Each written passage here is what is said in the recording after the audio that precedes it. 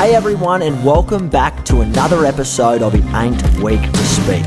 My name is Sam Webb, and this show is dedicated to ending the stigma around mental health through community, connection, and the hard-hitting truth. I'll be speaking with guests from all over the world about life to inspire and to educate people to speak up so that we can save more lives. Thank you for joining me on this journey.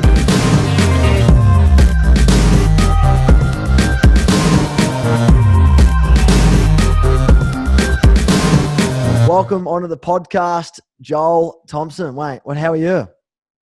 Yeah, I'm good. You good over there? Mate, I'm doing the best I can over here. It's still in sort of lockdown, but I mean, got a pretty good healthy routine going at the moment, mate. So I definitely cannot complain. What about yourself, nice. man? Are you in Manly at the moment? Is that where you live? Yeah, I'm in Manly. So we're still in the NRL bubble. We got our last game this weekend. I'm recovering from an ankle operation, so at the moment just icing and trying to manage that and speed up the recovery as much as I can. I've signed to go over to the UK. Oh wow! So I'm heading in December. So I'm trying to get everything right body wise, so I can go over there and hit the ground running and rip in. Yeah, cool, man. Cool. Because obviously you've played a few years in the NRL, which I do want to talk about, but obviously I do want to talk about your mental health and well-being project that you've been working on for quite a few years, but we'll talk about that in a moment, where that all started and why you started that. But firstly, so on the football front, you've played over 230 first grade games? Yes. Yeah. Yep. Obviously, like a lot of other players, I would have liked to play more, but injuries and things have popped up over the years. And the way I play pretty hard and don't have too much of a passing game, and I just run hard and tackle hard and play that mentality. So I've done that over my career, and obviously just pick up broken bones and ligaments. What I've done now, just different injuries that have sort of taken a few games away from me. But that's footy. Yeah, that is part of the game, I guess, isn't it, mate? So you're a second rower. So some of the audience that might not know much about rugby league, so you're a second rower, which means you're first off the ruck, sometimes second off the ruck, hitting the whole balls and all that sort of kind of thing. Yeah, just stuff like that. Just obviously, I'm the player. I've played over the years. Just put your body in the line. I run sort of lines. People that know rugby league is sort of the lines. You try and set up the players out the back and players around you. And, I've had a great 13 years involved in NRL. It's been awesome. But, just like any professional sports, injuries come along. And, like I said, I wouldn't have minded to get over the 250. But an opportunity to go to the UK's popped up, would I have to take. So, heading over there for the next part of the journey. Well, mate, that's exactly what it's all about, isn't it? It's about the other parts of the journey and not defining yourself by one area in the pond, so to speak, which means you've got at least a couple of years in front of you once you depart around December. What has been some of probably the biggest challenges for you as a professional NRL player, mate, over the past 13 years? What in terms of playing football, injuries and all that? Yeah, I guess from the start of my career, I started at the Melbourne Storm, and then I got a little bit homesick and I left there and I went to the Canberra Raiders. But just sort of, I come from the bush, a remote community called Ivanhoe, and I guess I didn't have the tools to deal with adversity that footy what come with football. The pressure of being a first grade footballer, the injuries. I didn't manage that the best I could. I drank a little bit too much. I didn't, treat myself too well. I wasn't the most professional player. So a lot of those made being a footy player a lot more challenging than it should have been. And it took me, for a few years, and meeting my wife that come into my life that sort of really helped me be the professional over, the last part of my career. That helped me. Early on, it took me a while to get hold of what it took to be a professional and how to manage different, challenges and stress that, football brings. Yeah, mate, well said. But I think, I certainly when I'm hearing you say is you're probably certainly not the only one with that transition. I mean, going into first grade footy and the pressures of, what you have to prepare and bring each week to I guess, keep your spot in the team and whatnot.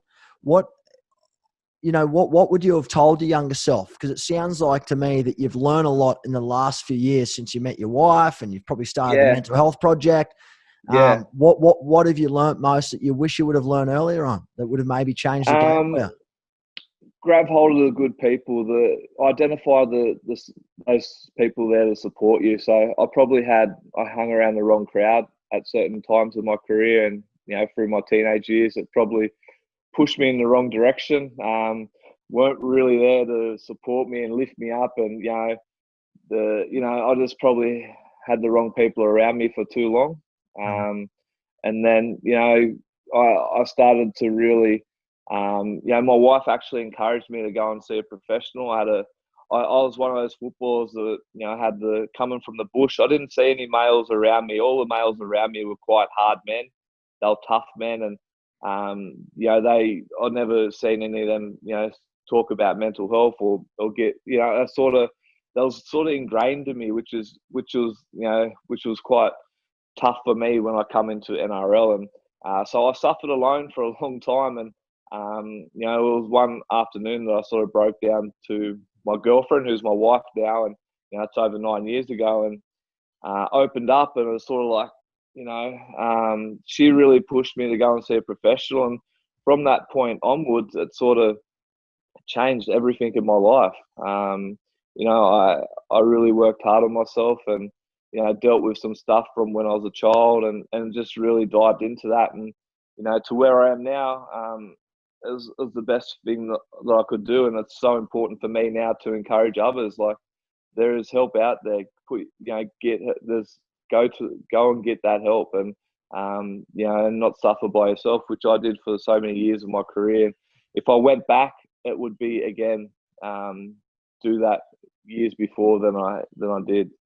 Yeah, and it's easier now for you to look back and and I often find myself doing the same thing sometimes with certain areas of my Yeah, life where I'm at now, and I look back going, I wish I'd known what I knew now because things would have been different. But it's easier said, than done. Like, yeah, yeah. what sort of courage and what would you have done differently back then? And why didn't you speak up to someone? And why didn't you talk about? Is it Yeah, because you didn't have the tools? Is it because you didn't know? yeah.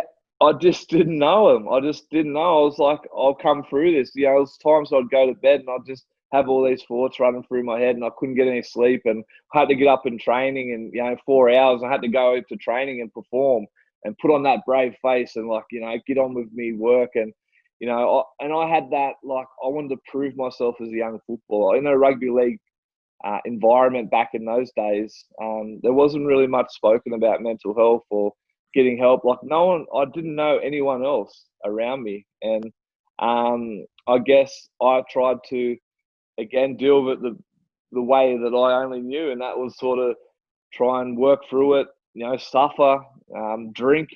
I was just had the wrong coping strategies. And that's where I was at. And, it took a lot of years, and there was a stage where I actually got stood down for drinking and got in trouble, and there was different things. My life was just out of control.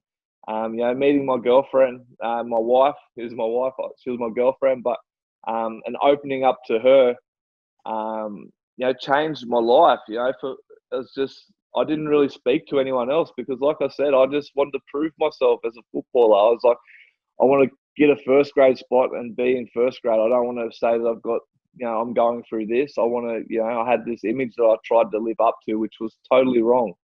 That's why I always speak to young footballers now. Like, it's okay. You can ask for help. It's important that you do that. I'm a perfect example of that. And if I didn't do that, I don't know if my career would have got to where I am now. Okay. I definitely wouldn't have got to where I am because I was in trouble a lot. Football wasn't a focus because I just had so much I was dealing with. So that's why I, always encourage and I've always felt like I've had to step up and speak about it because I felt like there wasn't enough where there is now, but from back then there wasn't enough. It's very, very, very powerful, mate. But it's so true because, and it's interesting that you say that. If you hadn't reached out and asked for the help, and at the time your girlfriend sort of helped you at that stage in your life as well, Yeah. maybe your career would have suffered. So what you're saying is, when you're waking up those mornings and you're going to training, 4 hours of sleep, lack of sleep, feeling shit house, not Yeah. feeling your greatest self, and trying to put a face on and a smile on at camp or in Yeah. training with the crew. What did playing footy and being around the boys silence that by any means, or did it make it worse, do you think? No, it definitely helped, being around, my teammates and obviously working towards something to, perform on the weekend. I had that focus of, It's like a working purpose, hard at training. like a Yeah, I had a purpose. purpose of doing that. Yeah, I Okay. did, but I needed more than just the purpose of rugby league, because rugby league is a roller coaster like most professional sports and a lot of workplaces. You have your Mm. highs and then you have your big lows of losing games. And during the years of my career at Canberra, we lost a lot of games. We were down the bottom, had coaches that were sacked, and so there was some challenging times. Had injuries, had a lot of stuff happening outside of rugby league as well. I come from a dysfunctional family, so I had a lot of different things I had to deal with outside of football as well. So, you talk about your cup, how you fill your cup up. My cup was just overflowing with just so much. If it just wasn't with football being a professional, it was also outside of football dealing with different issues around, with my family or different things that was happening in my life. So, and I just didn't have the tools. I just didn't know where to go. I honestly didn't, and that's where I was at. And one day I was really low, and thank God I did that. But I just started to open up to my wife, and I just let it all out. And she goes, "I'm going to get you help." And she worked at the public service, and they had a counsellor, like a connection. She goes, "I'm booking this for you. You have to go." And I was like, "No, I'm not going." And she goes, "No, I am taking the day off. I'm going to take you there." So she did that, and that's where I started. Started getting some. I got the professional help, and it changed the course of my life. It really did, to be totally honest, mate, because I didn't really do too much in the community. I didn't do any, actually. When I had a school visit or had a community event, I wasn't interested in going. I just wasn't. But when I started to help out, my wife and the lady got together. And I said, "You need to do something besides football. I feel like you've got a powerful story. You should go and help. Share your story with others. And volunteer your time." And I started to help out in the Juvenile Justice Centre. And then that's over 9 years ago. And just over the years, I've felt like, as much as it's healed me and gave me a real purpose in life, I know it really does have an impact out there with others, and it helps others. And the people that have got in contact with me said, "Oh, your story inspired me to go and get some help. Your story, it's always, I've had those people have reached out to me, so I just could never stop doing that." Yeah, mate, and you're dead right. I mean, and there's a saying, and you've probably heard before. I mean, and I heard this not long ago, and I actually put up a post recently about it. Helping other people almost helps yourself, and I felt that, and it does, and it does to us. It does to a degree. And were you really surprised when you finally sought the help that you didn't even think you needed, but you ended up getting? Were you surprised at how positive it was in your life? I know a lot of people can probably can like understand this. So when you first go and speak to someone, it's honestly like you leave that room like a different person. Like, I just opened up. I still remember the moment. I've never met this lady in my life. I still didn't want to go and do it, but for somehow I started. It took her a while to get me to open up, but once I did, tears were just rolling down my cheek, and when I left that room, I just felt like a different person. I was like, wow, that was, it was, yeah, it was out of this world experience for me, because I just felt like I had so much baggage. I've had so much happening. I just needed to get out and try and find a way out of it and get the help that I needed to. And that's been my journey. Like, I knew from that day on, and I knew I had to work on myself and address different stuff from my childhood, and different things that were sort of that weren't really spoken about but were there. So it's been a big part of my life. It's awesome to hear though, mate, because it's and a lot of people that's probably listening to this, and the people that you speak to on a day-to-day basis with the work that you do, with the Mindset Project is, I don't want to reach out and ask for help. They don't understand me. They don't know who I am. But you'd be very surprised, because everyone has a journey, and it's about trying to find the Yeah. right fit. And obviously you had a really good fit that day when you met that person who was able to allow you Yeah. space to open up and create that safe space. Yeah, that's exactly right. You're so true. Everyone does have a journey, and everyone's faced adversity. It might look different, but everyone has faced some type of adversity in their life.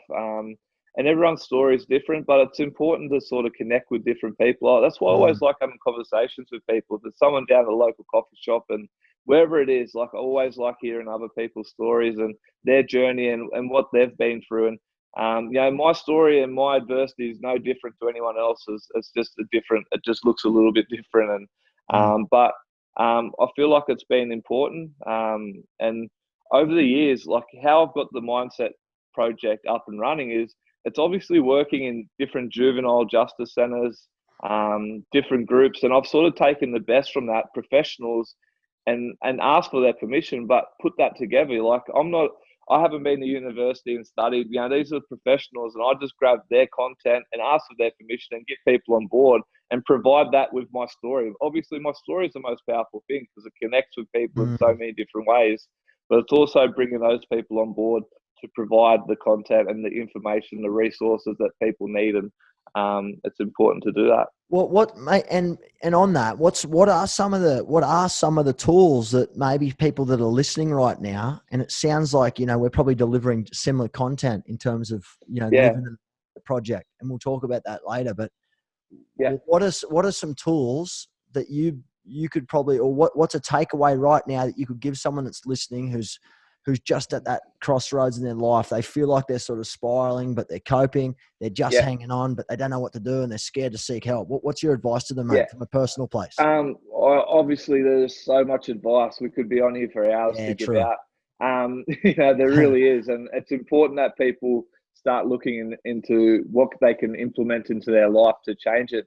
And for me, the biggest thing was to identify the good people around you, like you had, like a lot of people have, and really grabbing hold of those people. For me, my wife and my nan were the biggest supporters of my life, and I really hung on to those people through life. So when I was having an off day, I'd speak to those people and really use those support networks and strengthen those people and keep my good friends close to me and keep those relationships nice and positive. So, it's what I've really focused on over my life. And, unfortunately, I had to cut people that were just dragging me down. And I gave them so many opportunities to say, hey, I need you to change your life, or I don't need those influences in my life to, I need to be focusing on me. And that's what I sort of did. And I really put the good people around me to do that. And again, there's so much advice that that's the big one I've sort of taken out of. It's hard journey. It's hard though. Like, and again, it's what you're saying is surround yourself with great people, because there's an old saying goes, you become like the people you spend most of your time with, right? So if you're spending your time with people that aren't the best influences, you're likely probably going to go down a similar route. But how hard is it though to actually cut people out of your life? It's so hard to say, okay, Johnny, we're friends for most of our life. We're good drinking buddies. We're there for a good time, but you're probably never there when I need help. You either pick up your shit and change. Otherwise, mate, I'm checking out. I'm gonna. Yeah, that's 100% right. And I don't go and tell people just to cut people. No. Of course. It's not as easy as that. I mean, from my own experience, I had people that I've given chances to were ringing me, a day before the game and saying, "Oh, can you help me with money to?" I come from a total different place than a lot of people out there. I come from a tough upbringing. So a lot of family and the people I've been around, in and out of jail, in and out of trouble with. So I had a lot of different influence where if I wanted to focus on my own mental health and where I was at, my own wellness, I need to really say, hey guys, I can't be getting phone calls, like this at this time of the hour, asking me for this or expecting this from me, like, and bringing a lot of negativity and a lot of stuff that was bringing me down. Like I'm going to give you guys an opportunity. Like I need you to change. And if you can't, I'm sorry. I'll have to protect myself and my family and where we're at, it's a priority for me. And it's true, man. And the thing is, I've actually had those hard conversations, and people have actually changed their life and where they're at, and I have them involved now. I had to protect myself and my 3 daughters. That was a priority for me, and get those good people around me. And I guess that was the biggest takeaway for me over my journey. And they do and you find when you open up and create those boundaries in people's lives, and you so basically you now acknowledging where you're at, you're accepting the journey and where you're at and where you need to get to, and by creating that boundary now around you with those people that were maybe negative influences in your life, it either creates a lot of respect and then they mend and they work, or you'll never see them again, and that's okay, isn't it? Yeah, totally. Like, the people that I probably haven't sort of continued, having in my life were people that I didn't have a massive relationship with. They were people from drinking and people that were sort of just, There for a good time. Some bad dude. Yeah, a good Yep. time people that were sort of just, hey, come and have a drink, or come and do this, come and do that.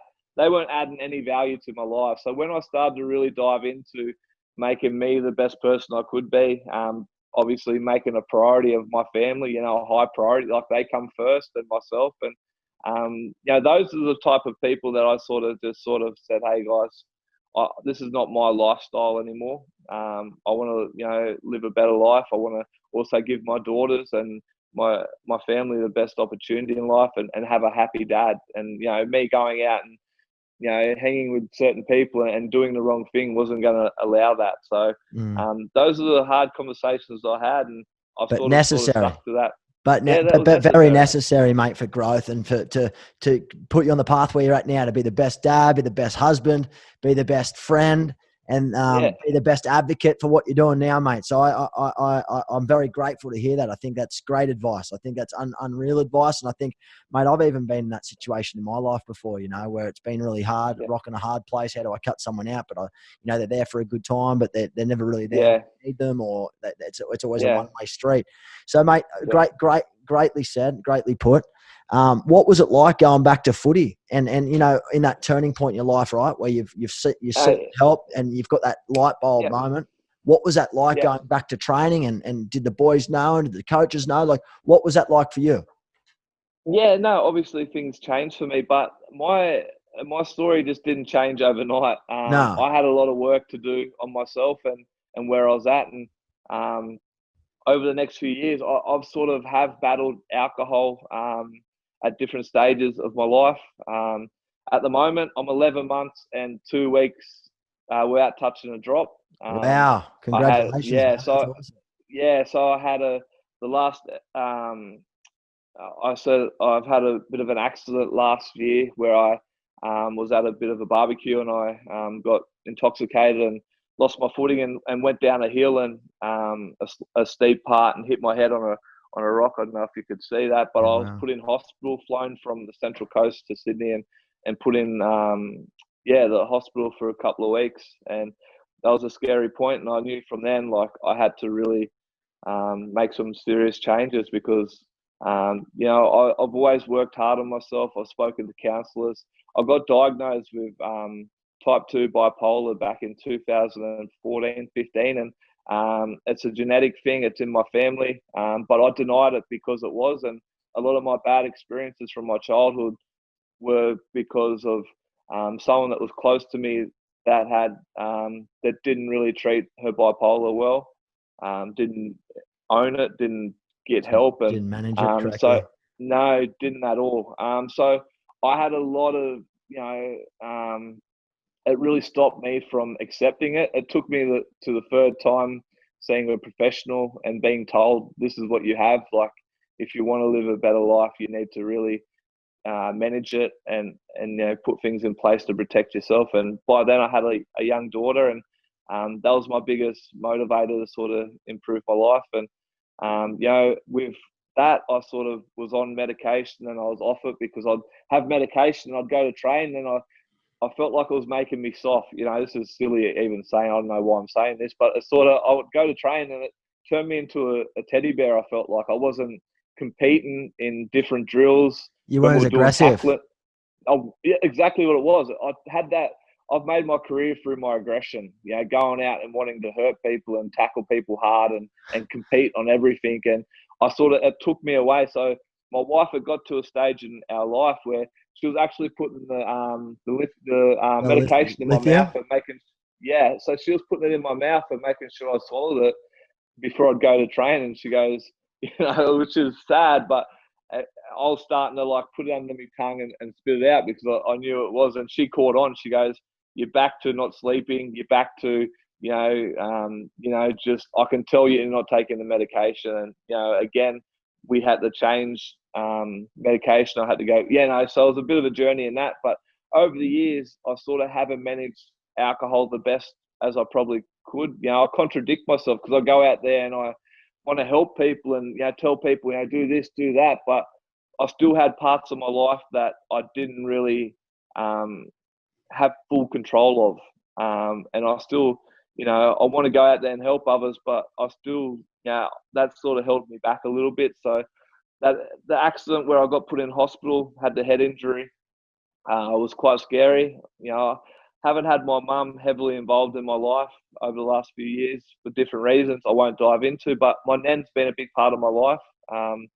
I went into her care when I was about 13, and when her and my wife come to the hospital bed, and they were in tears, they're like, "Oh, we need you to stop." That was sort of the moment where I went, "Nah, I need to give up alcohol." I just maybe I could reassess things and have a glass of red and have a beer but I'll never go back to that person I was, and really put that as the last part of my part of my life that I really need to control. And so 11 months. That's amazing, 2 weeks. man. That's awesome, Yeah, bro. Awesome. yeah, Congratulations, man. And it's a, like you said, it's a journey, mate. And there's no journey that's linear. And, you got to go through these things to realize, I guess, and acknowledge where you're at in your own journey, that okay, I've got to make this and this and this change. Otherwise, this is likely where I could end up. And, mate, yeah, like you said, if you can manage it right, and this is working for you right now, keep sticking to what's working for you. And that's all my personal recommendations would ever be anyway. But I mean, what I'm hearing you say, and the journey that you've been on is unique to you. And, mate, that's all that you can do, is just own that, and, mate, onwards and upwards from here. That's what it's all about. Yeah, and that's the biggest thing. Like, I've always just been so real. Like, I think that's why I appeal to people, because I'm not going in there like, and just, I'll just go in there and be totally honest and speak from the heart. Hey, guys, I am not perfect. I do have things in my life that I need to really, but I'm working towards of controlling those and really working to be a better person. It's been a journey of, my life from where I was. I was involved with breaking into houses, involved with the police at the age of 14. So from that age to where I am now, it's been a long journey to deal with different trauma from my childhood, to deal with, different things that have happened. I'm working to where I am now at 32. It's been a bit a journey of self-development and working really hard on myself and being disciplined and wanting to do that. And, a big motivation is obviously my daughters, but the people around me. I was talking about those support networks, my nan, my best mates, my wife. Those people have always been around me to help me through life and to make me a better person. Yeah, your circle's so important, and it's a lot of the time people underestimate and undervalue how important that is in your life, isn't it? So, mate, it's good. I love hearing that stuff, and, mate, you've done a lot of great work for rugby league in general. You played for the Indigenous All Stars, 5 or 6 times, or something like that. Indigenous All Stars, been very lucky to represent them. It's not also just about me. It's my community and all the people out in the bush. I represent them and the Nempa people. And I got lucky. I spoke about that injury. That injury was in October 2019, and I got to captain the Indigenous All Stars. A few months later, which when I had the accident, I was having conversations around not continuing to play football, to protect, myself and my health. But I passed all the tests, the brain test and all the different stuff. And, get the captain, the Indigenous All Stars was pretty cool. That's awesome, man. Was that one of your highlights of your career? Yeah, it definitely was. I had my family up there and just, it meant a lot to me. Like I said, it's just not for me. It was for all my family, all the people out there in the bush, and Who you're playing to for. inspire Mm. and inspire those young kids out there, like the kids that are in some tough environments, that things are happening at home. That I was once those little kids. I was exactly sometimes in those same positions where you don't have hope. Sometimes you don't have, but hey, if Joel Thompson can do it, he's been here, like I can do it too, and that's what it's always been about. And I hope it inspires so many of those kids out there. Mate, there's no doubt that it would have, and that's the beauty of of looking up to someone as a role model, and everyone has their ups and downs, and as you mentioned earlier, they go through their own stories of trauma and setbacks and things that they Yeah, struggle with, their vices. Man, we've all got them. yeah, But as you just mentioned, playing for the All Stars is probably one of the highlights of your career.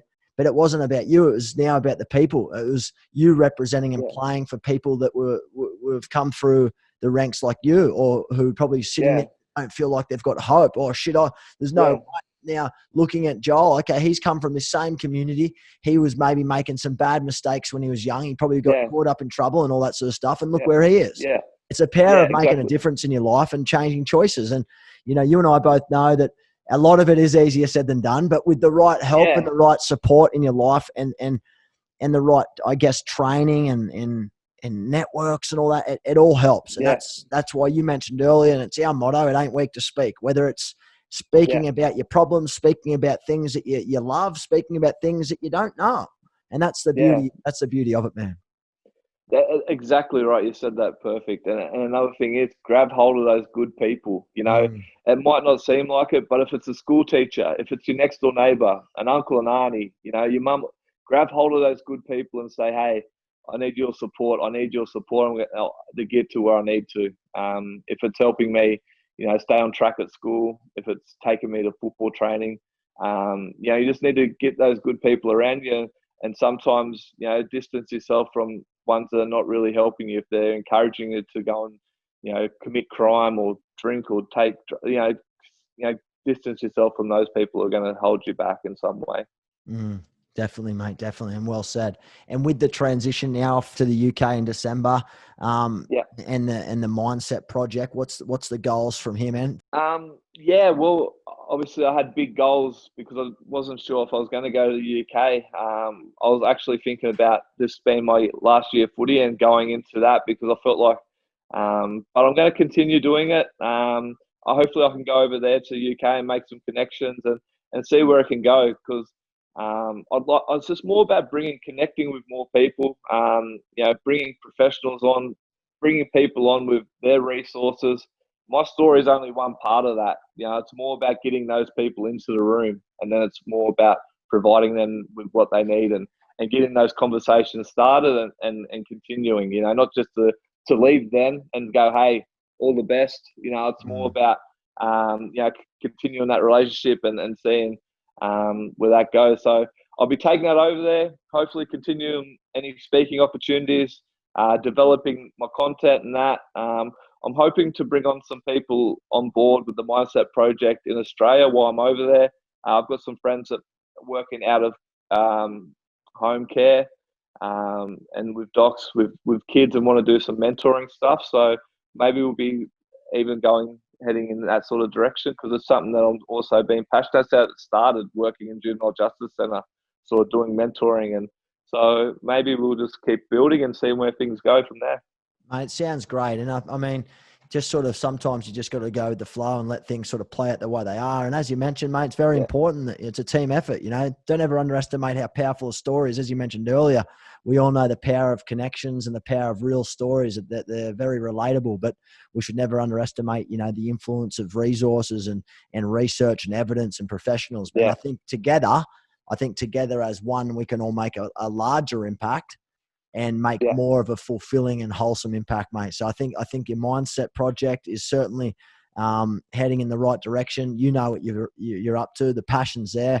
It sounds like you've yeah, got an amazing group of people that are around it. And again, we're talking yeah, about surrounding yourself with the right people. Get the right people yeah. involved in the mindset project, and there's no doubt it's going to be a home run.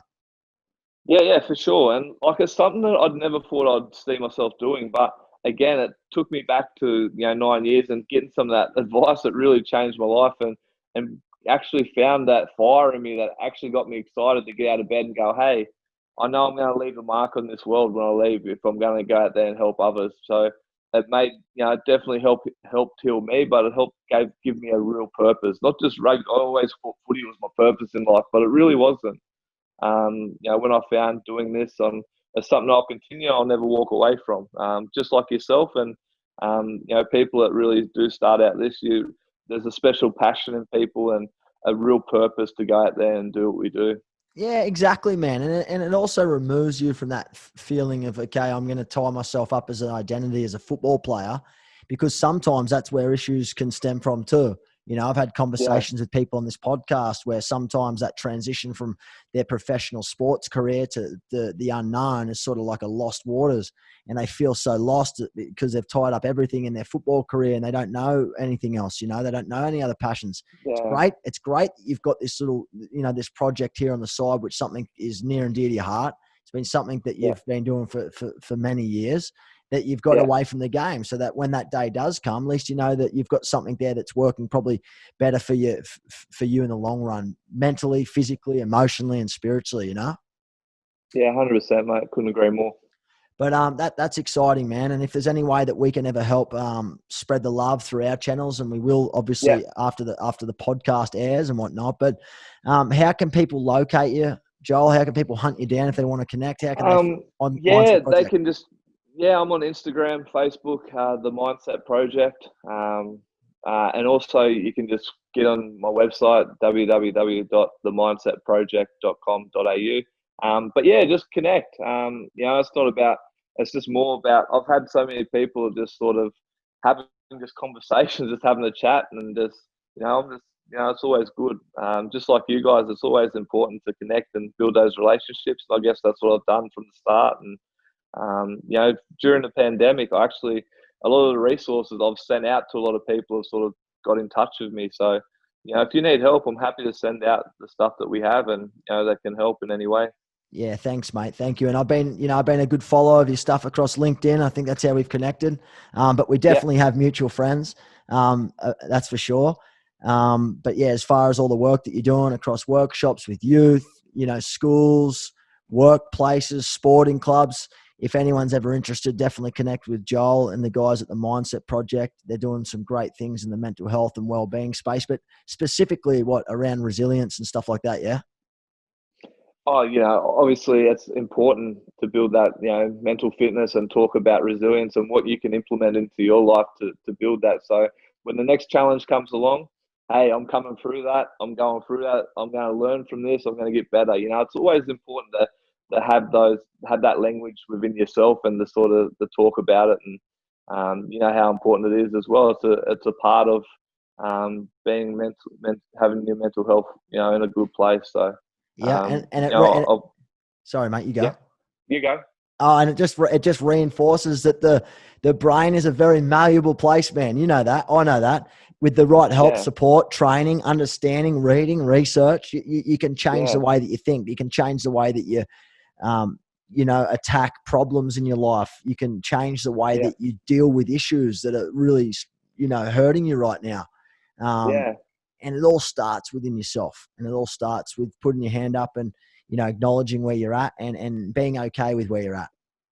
Yeah, mate, again, you said that well. And it's more about just taking that first step. No matter, it doesn't have to be a big step, just a small step of, hey, I'm going to listen to a podcast. If it's this one or another one, I'm going to read a little bit of a book. I'm going to, dive into something. And it just starts from that. It starts something small, but it grows from there. And you just realize, hey, the next week, I feel good. I'm practicing my self-care. I'm working on gratitude. I'm putting these things into my own lifestyle. It's really helping me, and I can feel the difference. And, spreading that, you can, then spread that to your friends and family and have those healthy conversations, because we need to do that more.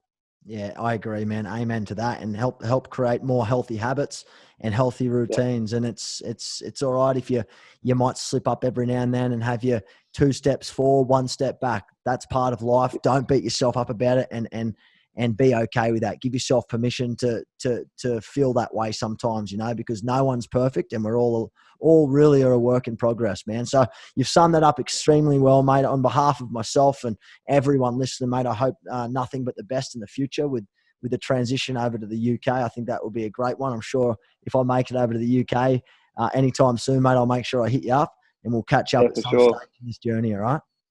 Yeah, no, thanks for having me, mate. And again, love what you guys are doing.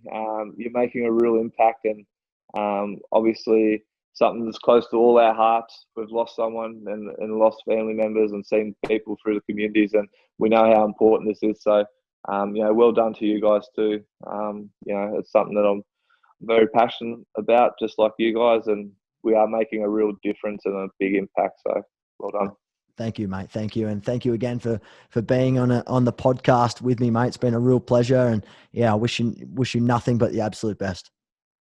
Thanks, buddy.